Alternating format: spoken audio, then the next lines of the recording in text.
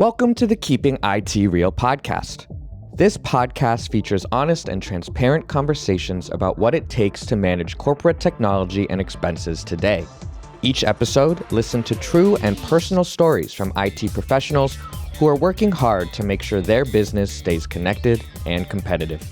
I'm your host, Jethro Castillo, and let's meet our next guest. Today I am joined by James Ordinans, an executive director of IT.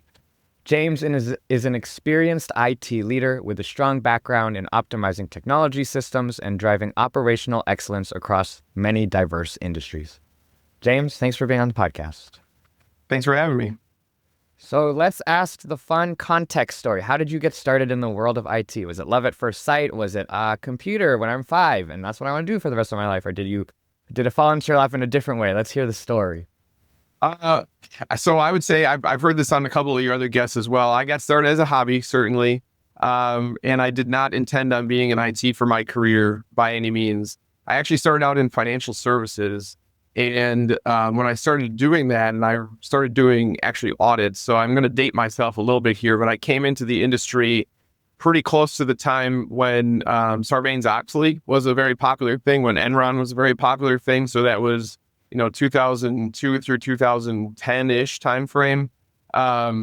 And I started doing financial audits and realized there's a pretty significant IT component to those, and started to realize that, hey, I kind of really like this IT thing, and I really liked the systems, how they fit together, all of the different things you could do with them, the controls and how they ran a business. So I really gravitated towards that and started to want to pick that up for a career, and I did. I'm curious, how does that happen, right? When you have studied to go into financial services for so long and do that, financial audits, and you see this interest, how did you did you have to go back to school? Did you pick it up naturally on the side? Did you learn? How did you pivot? Yeah, I mean, I kind of knew a little bit about technology just because I'm interested in it, right? So it was a hobby I read about. I had some background a little bit, not formally. I was not a programmer. I didn't take classes for it or anything like that. But the reality is IT is business, and so is finance. And so it was a little bit of a natural progression to move over and say, how is IT helping run a business? What is the general functions that they can do, and how can I get involved with that? And so it really didn't take a lot of formal movement to do that. I kind of knew a little bit, but then, I would say it's more helpful to have a finance background going in IT to have the other way around, an IT background going into finance. So I think I was on the good end of that trade-off. We will talk about that later in the podcast, because it is a trend that I'm starting to notice in how people are talking about IT, but we'll get there. What does your day-to-day look like? Yeah, the day-to-day these days is a lot of meetings. So I'll start there, right? It's a lot of meetings. And really my role these days is, I have a team. We're a pretty lean team at my organization, but my team has, very smart people. They have a lot of great ideas. And, part of what I do on the day-to-day is to help understand those ideas, help understand what the value of those ideas and those solutions are to the business. And then if they're good ones, and there are a lot of good ones, it's my job to go out to the organizations and the different departments and actually present it to them, sell it to them, whatever you want to say on, here's why this can be beneficial for you. And here's why you should invest in it, frankly, right? I mean, the reality is, and I know, this is a topic that comes up frequently, is, IT does not have an unlimited budget. Budgets are a thing that needs to be managed regularly. But the reality is companies have a lot of money. And whether the money goes to IT or it goes to, HR or safety or procurement or wherever it's going to go, it's going somewhere. So my job and what I spend my day-to-day on in some ways is, how do I show that a dollar spent with us in IT is more valuable than a dollar spent doing something else? And it's tough. You got to be able to make that case, but that's where we need to live, in that value area of, let us help you in these ways. And so a lot of my time is spent, having those conversations and making sure that they understand how valuable we can be. So this is really cool, because you have naturally transitioned from what we were talking about earlier, where you were like, it's helpful to go from finance to IT more than going from IT to finance, because IT used to be behind the curtain, right? They used to be order takers. They was just, we'll just do what we need to do to run the company. We are now at a point in IT, and I think this is actually really exciting. IT is becoming sexy, I guess, that IT wants, I guess another guest said this, wants to have a seat at the table. We need to have a seat at the table. We need to be able to convince them and communicate in a business sense. In a weird way, you're becoming a pseudo salesperson, right? You have this thing that you want, and you need to convince the team that this is worth the investment. You have to convince them of the business value. And so you become, weirdly enough, a translator, a middle person, the person who hears the business needs and then hears the IT needs and figures out a way to make it meld, right? And I think I wanted to just ask you about that, especially since you dated yourself and I know how far back you went and you went from finance to IT. What is it like seeing the evolution of the impact that IT has within an organization from being an order taker with tech being rudimentary to IT is so much now and can be? Yeah, I think it's interesting question.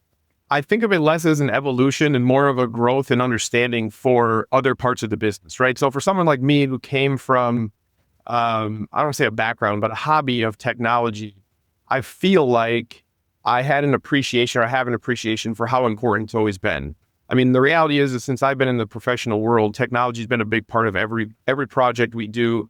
You know, I work in the manufacturing industry, and even though the manufacturing industry can be slower than maybe the technology industry to adopt some of those things, technology is embedded in everything. What took time to catch up was some of the business people, some of the other executives to understand how important it can be, right? If I want to do a capital project and I want to build a new building someplace, guess what? That building needs phones, it needs internet, it needs connectivity, it needs cameras, all of the things. Those are all IT solutions. And you're right, what used to be I call it the Burger King, have it your way type of request process, has now transitioned, or should be transitioning, and this is what I work on, into more of a strategic partnership, right? How can we do this together? How can I help you meet your goals in the most, cost-effective but sustainable way?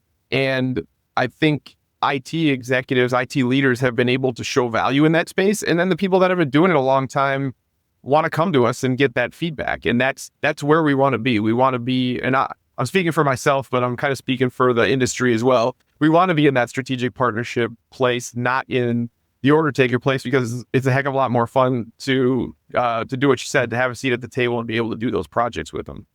Yeah. And I think, and I finally learned this with enough conversations with guests. When I ask what IT challenges are, I realize now that there are two ways to answer that question: from the perspective of your IT team and from the perspective of you and your counterparts who have to do the translation, do the convincing. And so, what are the hiccups that you and your counterparts deal with daily? Is it easy to be like, okay, there's a problem, here's the ROI, convince, easy? Or is there, and I think it'll lead into my next question, but I want to just start with that. Like, IT problems aside, what are the problems that you having to do the whole business thing?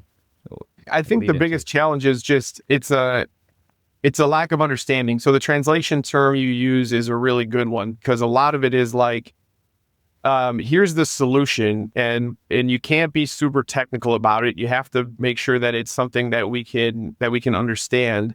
But it's funny because, especially lately, and when I say lately, I mean probably more so in the past 5 years, the hype cycle for IT is real, right? So people will come back and they'll say, well, what about this cool thing I read in the Wall Street Journal? Why can't we just do that? And it's like, well, that would take 17 steps in order to get there, and we're not quite there, and the reality is that's a tough story to tell. So you kind of have to build the credibility to say, hey, trust me, this is not the route you want to go.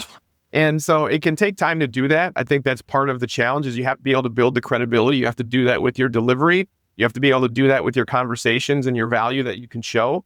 And by the time you get that credibility, you have to be able to use it to, maybe save them from some bad decisions on how we want to do that. But that should be the role, is how do we, like I said before, kind of how do we be the most sustainable and cost-effective way to do this the right way, as opposed to, hey, you know what, there's a great article on CNET, and we should definitely adopt that technology tomorrow. Which is, it's a tough time to say no all the time, for sure.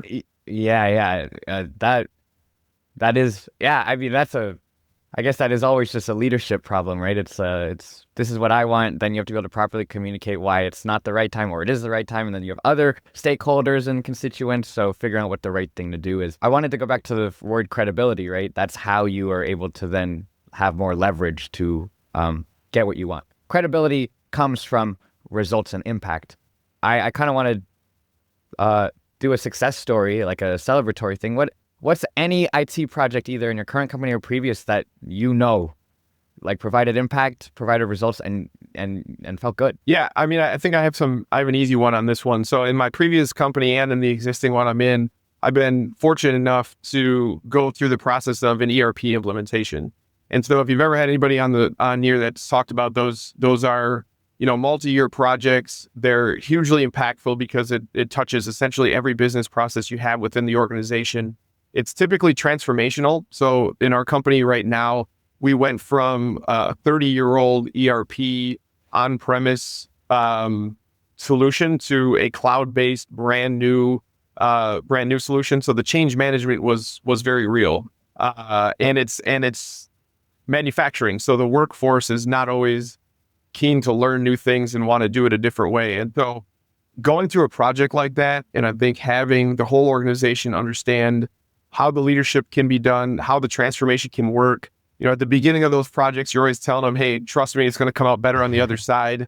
And when it actually does, and they get implemented successfully, and it's a success story, it builds a ton of credibility for the organization, for the individuals to be able to go then do the next thing because they've seen that you can do it. So, I know not everybody gets the big swings necessarily. I've been fortunate enough to get it a couple of times in my career.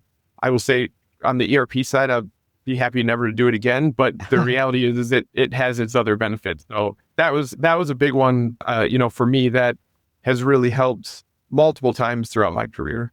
You mentioned, right, especially in the industry that you were in, people don't like learning new things. A huge part about there's a lot of things that can go wrong when it comes to a big multi-year project. The first is transitioning, change management, and allowing people to actually adjust to the new change. How did you tackle that part of the project, the change management part? Yeah, I think the big thing is, and fortunately, I had enough failures to learn from them. But the real big thing is you got to start it immediately, right? So when a multi-year project comes up, the tendency for most, and for me at the beginning as well, is, the go live is way down the road. So change management can start later. And the reality is change management needs to start immediately when those things start to get developed, when the project plans get developed, when the teams are developed.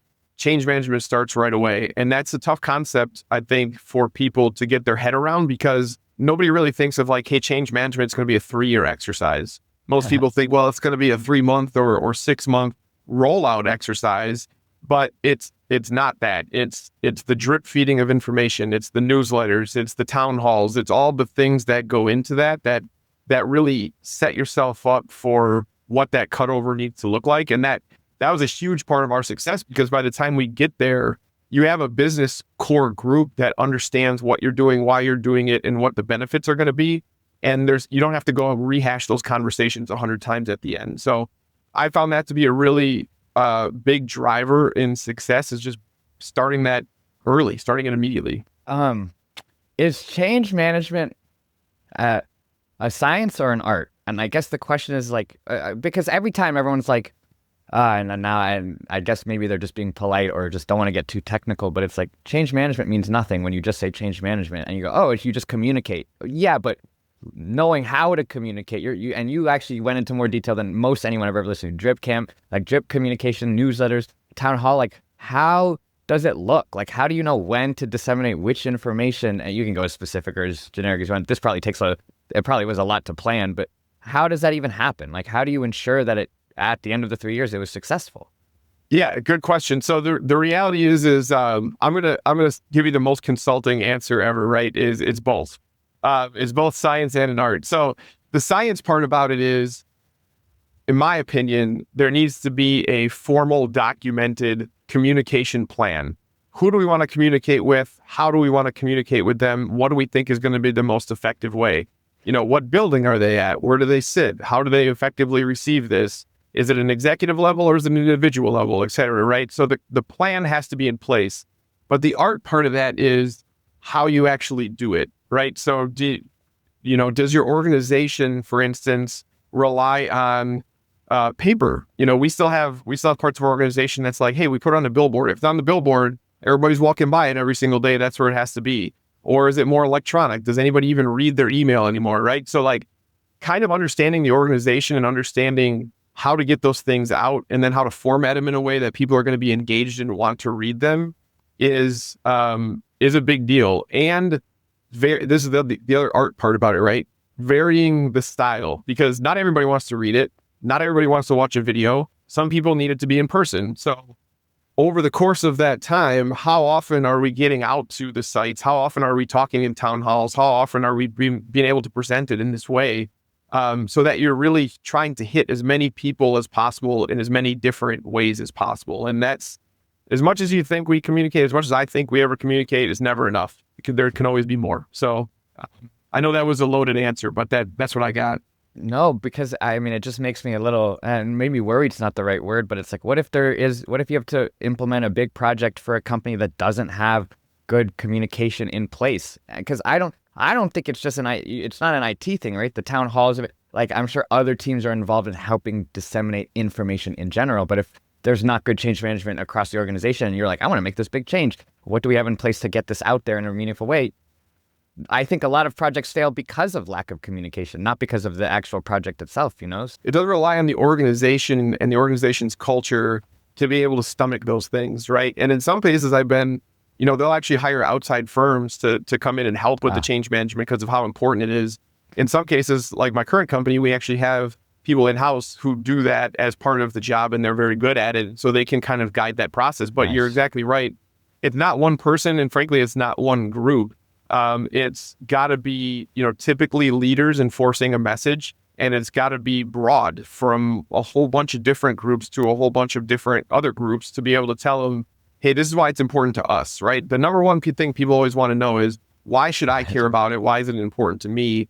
And it's really tough for someone in IT or even somebody, in HR to walk in the door and say, hey, this is why you should care about it. It's got to be someone that they trust and they can rely on to tell them the truth. And not that we can't, but it's a different level of trust, right? So you're right. It's organizational. ERP implementation, this is how I'm going to bounce off into the next question, is a multi-year project. The results aren't shown until the project is fully done. How then do you choose to prioritize IT initiatives within an organization? I don't think it's as simple as just saying whichever leads to the most ROI, because there are so many things in place. Timing, immediate needs, things that are down the line. So in your experience, right, what have you found is the best way to prioritize the short term, the long term, the maintaining, the growing, the transforming? How do you make that all happen, especially with IT being a very limited resource department? Yeah, right. It's a great question, and if anybody has a really good answer, I'd love to hear that one. So I kind of break up those prioritization pieces in kind of three ways. One is new technology. One is how do we refactor our existing technology, and the other one is what are we going to migrate into a new thing, right? And so when we talk about prioritization, really what we're looking at is, in some ways, it's how painful is our current solution? Is it really causing static with either our business or our IT users? That changing it would be hugely impactful to the business, right? You said it doesn't all come down to ROI, but it doesn't necessarily have to be specific to ROI, but it does all come down to value, and that's how we prioritize. Is there's never going to be enough resources to do everything. And so as we get requests in, and as we have our own requests, because even IT has requests that we're not all going to accomplish, we do have to be able to articulate the value. And some of that, depending on how you look at it, is a direct or indirect, and how you can kind of formulate that, will dictate the priority list for you. What we try to get away from, what I don't want to do, because I'm pretty data driven, is to just be like, well, feels like we should do this thing, right? That's a bad message to send to executives or to the board. So if you have the data and you can say, hey, this is valuable because, or this sets us up for success here because, that's kind of what I rely on from a prioritization standpoint. And And it's worked out so far. So then I'm gonna put a nail in there and make it a little tougher. You had mentioned, right, with change management, what really matters is how it matters to the person who is receiving it, right? You have to think of the person who's receiving it. The thing about value is that everyone has a different idea of what is valuable and what isn't. So if you're going to just one person, you understand what their value is, and that's how you adjust your communication to get what you want. But what if you have like 5 different people you need to convince and they all want something else and they also have other requests and you're like, wait, this is most valuable if you care about this part of it, but if you don't care about it, then it's not valuable. Right. How do you prioritize at that point? Maybe it never gets to that point, but I have to imagine it might.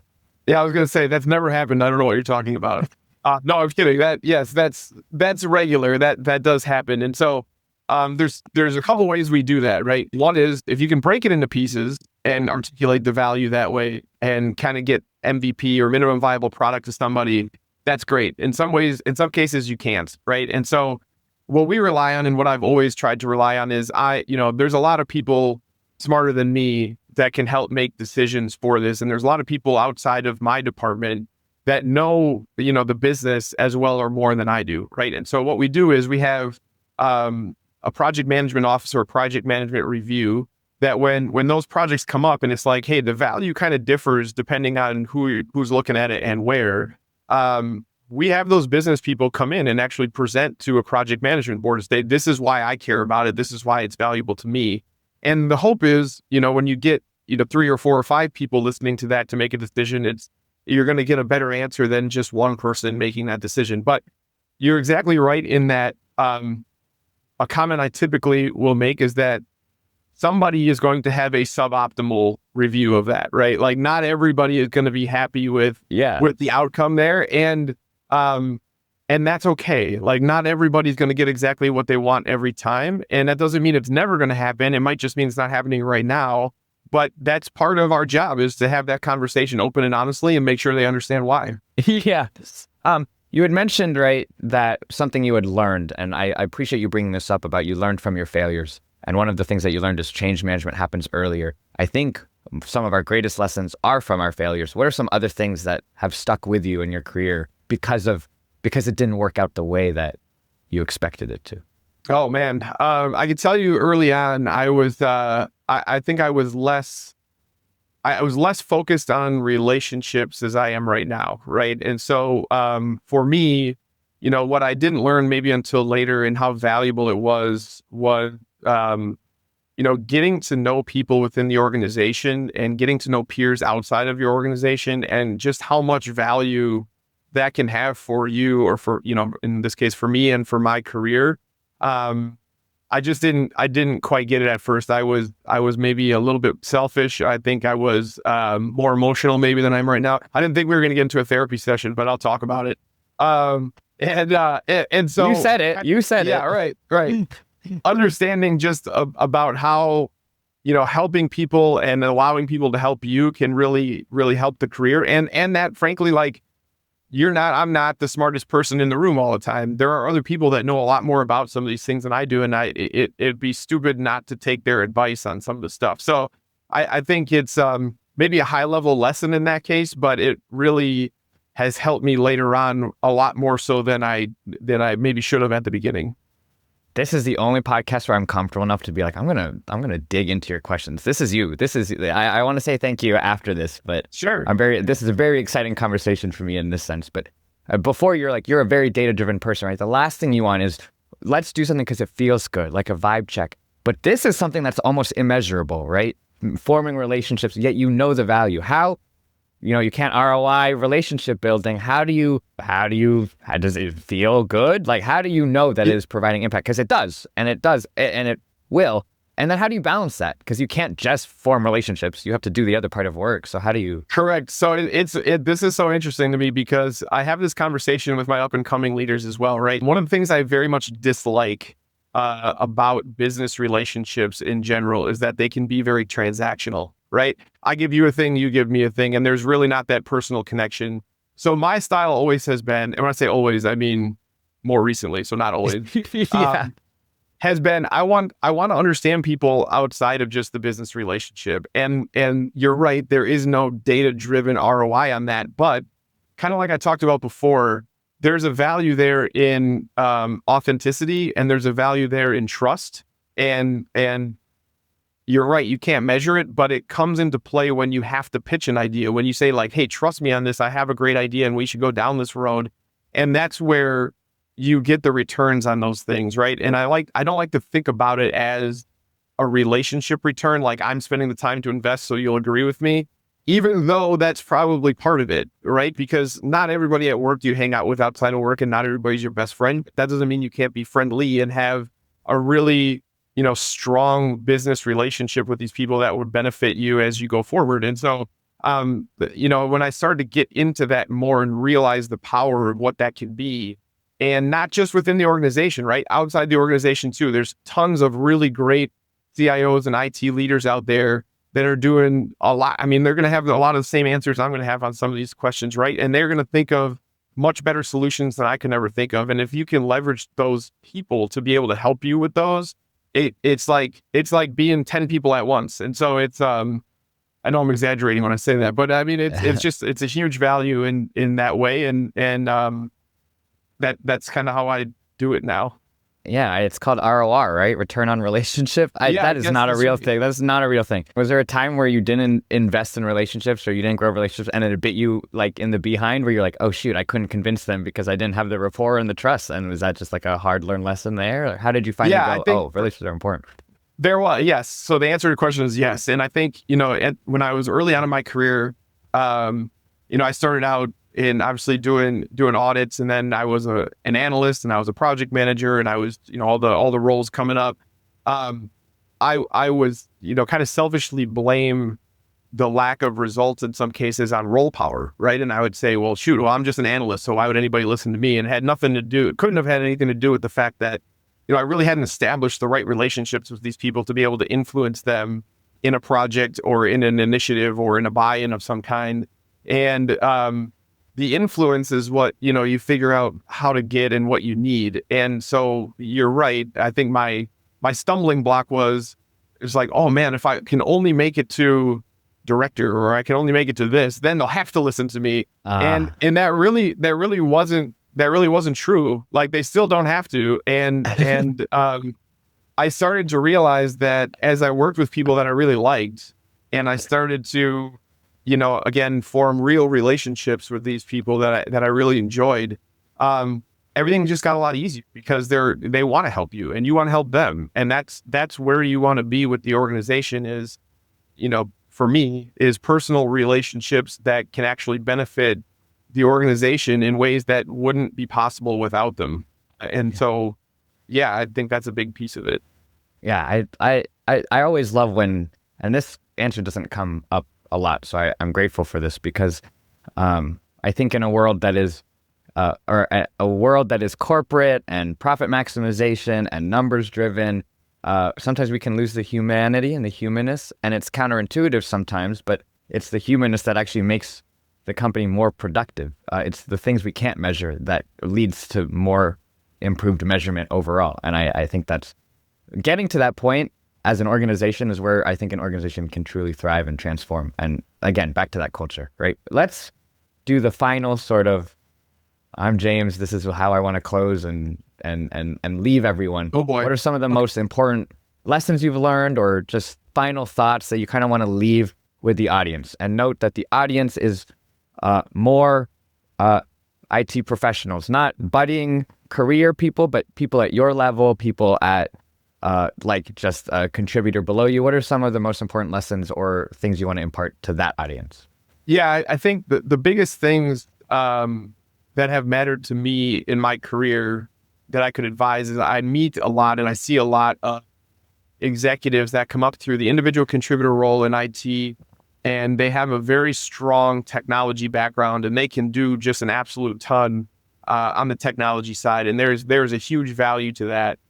One of the things that ends up getting lost along the way, or maybe missing when the time comes to have, an executive level conversation, or maybe get to that level where a lot of people don't seem to be able to cross that bridge is the business background, the finance background, right? So I'm gonna speak totally biased because of the finance background to say, I think it's been a huge help in the career. And the more that IT professionals can understand about their business, how does your business make money, right? What do they care about the most? Whether you're in a public industry where you got to do quarterly results on a 10K, or you're in a totally private company where, you have a little long-term outlook, understanding what the business actually wants and needs and how they're going to be successful. I think I have a lot of conversations with IT people that make those assumptions without ever actually having the real conversations. And so, that's just, again, it's probably obvious for people, but for me, it's been just a huge help to transition to, well, this is really cool technology and something I think would help the business, therefore everybody should care about it, to, hey, let me align with what the executives actually want and what our corporate strategy actually says, and then start to build around that, right? And so it takes some humility, I think, to do that, to go ask some dumb questions sometimes, but it pays off huge in the end when you can actually show, hey, I care about the same things as you, and this is why it's valuable. And so hopefully that's not too much of a rehash of all the things we already talked about, but it's just so critical, I think, for people that, and I just don't see it as much as I would expect, I guess. I appreciate you saying the word humility, because it was the one word that I was going to tell you that I think you exude quite confidently. You express a lot of humility in the way that you conduct yourself, and it's a strong humility. So I just wanted to acknowledge that in you. Thank you. I don't think I've ever heard the term strong humility, so I'm going to remember you now when I hear that one going forward. I don't think you'll ever hear strong humility ever again, so you might not ever think of me ever again. So I hear the double-sided compliment there, but I just wanted to say thank you for your time. I said this before, but this was a really easy conversation for me. I think you went in wanting to answer the questions maximally, like with nothing to hide, full vulnerability. You joked and said it was a therapy session. You made my job really easy, and I made my questions exciting. And so I just want to thank you for being a good conversationalist and for being on this podcast and having a good 45 minutes with me. Of course, appreciate it. Thanks for having me. Yeah, all right. Take care. You too. We hope you enjoyed this Keeping IT Real episode, and thank you for listening. Make sure to hit subscribe so you don't miss a future episode. This podcast is all about celebrating and connecting professional heroes who work hard at IT every day. To continue the conversation and learn how VCOM can help you better buy, manage, and pay for your technology, visit us at vcomsolutions.com. Until next time.